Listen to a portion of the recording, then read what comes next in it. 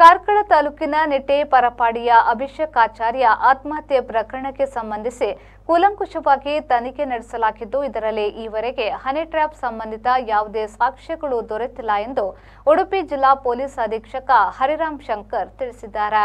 ಯುವತಿ ಸೇರಿದಂತೆ 4 ಗೆಳೆಯರು ಹಣಕ್ಕಾಗಿ ಬ್ಲಾಕ್ಮೇಲ್ ಮಾಡಿ ಕಿರುಕುಳ ನೀಡುತ್ತಿರುವುದಾಗಿ ಡೆತ್ ನೋಟ್ ಬರೆದಿಟ್ಟು ಮಂಗಳೂರು ಲೇಡಿಗೋಷನ್ ಆಸ್ಪತ್ರೆಯ ಬಯೋಮೆಡಿಕಲ್ ಆಗಿದ್ದ ಅಭಿಷೇಕ್ ಆಚಾರ್ಯ ಬೆಳ್ಮಣ್ ಲಾಡ್ಜ್ನಲ್ಲಿ ಆತ್ಮಹತ್ಯೆ ಮಾಡಿಕೊಂಡಿದ್ರು. ಈ ಬಗ್ಗೆ ಕಾರ್ಕಳ ಗ್ರಾಮಾಂತರ ಪೊಲೀಸ್ ಠಾಣೆಯಲ್ಲಿ ಪ್ರಕರಣ ದಾಖಲಾಗಿದ್ದು, ಈ ಸಂಬಂಧ ಪೊಲೀಸರು ಆರೋಪಿಗಳ ಮೊಬೈಲ್, ಲ್ಯಾಪ್ಟಾಪ್ಗಳನ್ನು ವಶಪಡಿಸಿಕೊಂಡು ಪರಿಶೀಲನೆ ನಡೆಸಿದ್ದಾರೆ. ಮೊಬೈಲ್, ಬ್ಯಾಂಕ್ ವಹಿವಾಟು, ಫೋನ್ ಕರೆ ಹಾಗೂ ಚಾಟ್ ದಾಖಲೆಗಳನ್ನು ಆಧರಿಸಿ ಆರೋಪಿಗಳನ್ನು ವಿಚಾರಣೆಗೆ ಒಳಪಡಿಸಿದ್ದಾರೆ. ಅದೇ ರೀತಿ ಅಭಿಷೇಕನ ಸ್ನೇಹಿತರು, ಬಂಧುಗಳು ಮತ್ತು ಸಂಬಂಧಿಕರನ್ನ ಕೂಡ ವಿಚಾರಣೆ ಮಾಡಿದ್ದಾರೆ. ಯುವತಿ ವಿಡಿಯೋ ಕಳುಹಿಸಿಲ್ಲ. ಆರೋಪಿ ಯುವತಿಯ ಮೊಬೈಲ್ನಲ್ಲಿ ಯಾವುದೇ ರೀತಿಯ ಅಶ್ಲೀಲ ಫೋಟೋ ಅಥವಾ ವಿಡಿಯೋಗಳು ಸಿಕ್ಕಿಲ್ಲ ಎಂದು, ಆಕೆ ಯಾವುದೇ ವಿಡಿಯೋವನ್ನು ಯಾರಿಗೂ ಕಳುಹಿಸಿರುವುದಿಲ್ಲ ಎಂಬುದು ತನಿಖೆಯಿಂದ ಗೊತ್ತಾಗಿದೆ. ಸೆಪ್ಟೆಂಬರ್ ತಿಂಗಳಲ್ಲಿ ಅಭಿಷೇಕ್ ಯುವತಿಗೆ ಕಳುಹಿಸಿದ್ದ ಹಣವನ್ನು ಅವಳು ಅದೇ ದಿನ ವಾಪಸ್ ಕೊಟ್ಟಿರುವುದು ಕಂಡುಬಂದಿದೆ ಎಂದು ಎಸ್ಪಿ ಹರಿರಾಮ್ ಶಂಕರ್ ತಿಳಿಸಿದ್ದಾರೆ. ಡೆತ್ ನೋಟ್ನಲ್ಲಿ ತಾನು ಪ್ರೀತಿಸಿದ ಹುಡುಗಿ ನಿರೀಕ್ಷಾ, ಆಕೆಯ ತಂಡದಲ್ಲಿದ್ದ ಮಂಗಳೂರು ಮೂಲದ ರಾಕೇಶ್, ರಾಹುಲ್ ಹಾಗೂ ತಸ್ಲಿಂ ಸಾವಿಗೆ ಕಾರಣ ಎಂದು ಬರೆದಿದ್ದಾನೆ.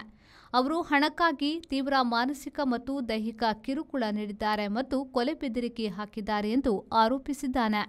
ಅಲ್ಲದೆ ಇವರು ತಂಡವಾಗಿ ಅನೇಕ ಜನರನ್ನ ಅಶ್ಲೀಲ ಫೋಟೋ ಬಳಸಿ ವಂಚಿಸಿದ್ದಾರೆ ಅಂತಲೂ ದೂರಿದ್ದನು ಎಂದು ಎಸ್ಪಿ ಹರಿರಾಮ್ ಶಂಕರ್ ಅವರು ಮಾಹಿತಿ ನೀಡಿದರು.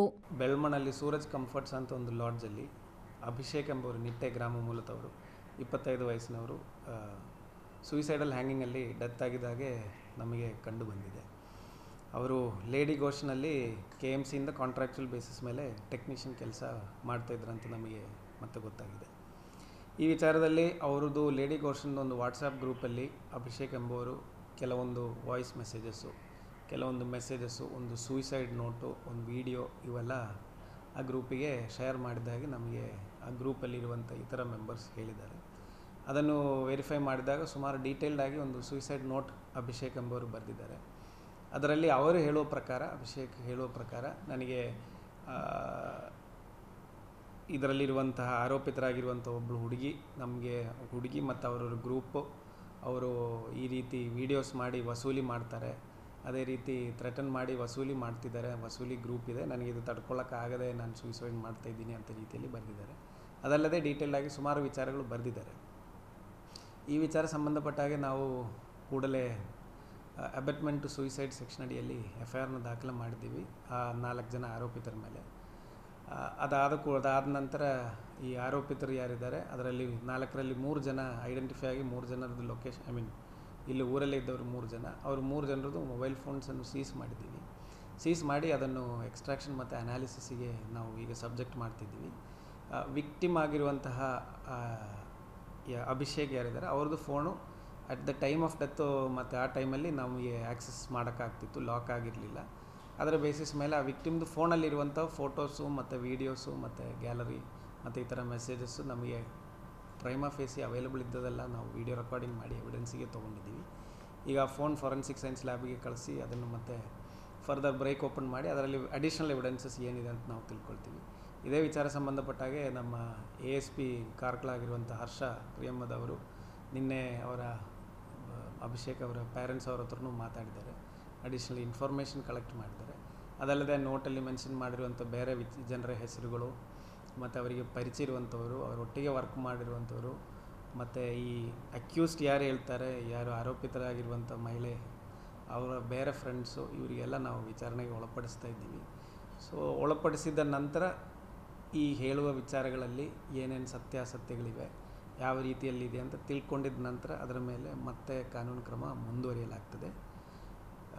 ಇದು ತುಂಬ ಗಂಭೀರವಾಗಿರುವಂತಹ ಪ್ರಕರಣ ಇರೋದರಿಂದ ಇದೇ ವಿಚಾರದಲ್ಲಿ ಈಗಾಗಲೇ ವಿಶ್ವಕರ್ಮ ಒಕ್ಕೂಟದವರು ನಮಗೆ ಒಂದು ಮನವಿ ಕೊಟ್ಟಿದ್ದಾರೆ. ಇದಲ್ಲದೆ ಹಲವಾರು ರಾಜಕೀಯ ಮುಖಂಡರು ಮತ್ತು ಸಂಘಟನೆ ಸಂಸ್ಥೆಯವರು ಎಲ್ಲರೂ ನಮಗೆ ಇದೇ ವಿಚಾರ ಬಗ್ಗೆ ಈ ಥರ ಇದೊಂದು ಒಬ್ಬರಿಗೆಲ್ಲ ಇದೇ ಥರ ಬೇರೆಯವರಿಗೆ ಆಗಿರಬಹುದು, ಇದೊಂದು ಜಾಲ ಇರಬಹುದು ಅಂತ ರೀತಿಯಲ್ಲಿ ಸಮಗ್ರವಾಗಿ ತನಿಖೆ ಮಾಡಬೇಕು ಅಂತ ಹೇಳಿ ಎಲ್ಲರೂ ಮನವಿ ನೀಡಿದ್ದಾರೆ.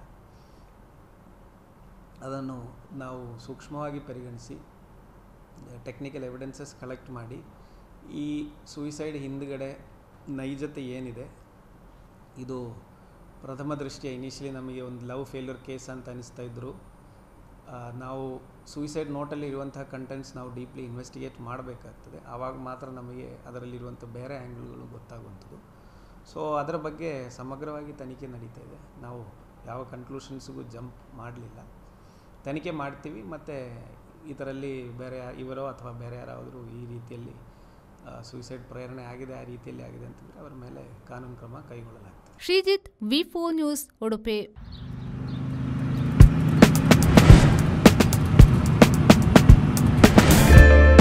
Park with ease at Ajanta Business Center with security access and convenience at your fingertips.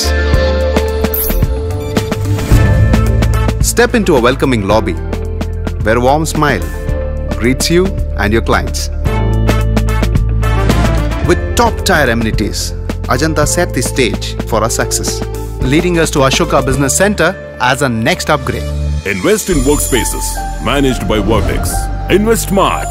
Invest in Mangaluru.